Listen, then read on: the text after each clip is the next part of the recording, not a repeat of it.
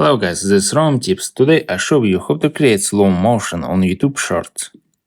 Subscribe and give me a like if this video helps you, because your feedback helps me. Alright, open YouTube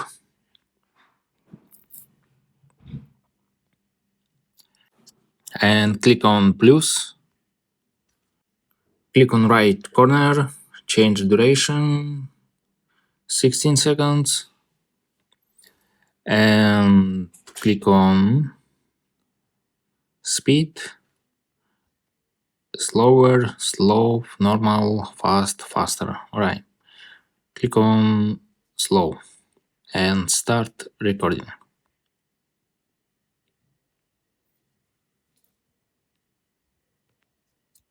Alright, stop and press accept and check.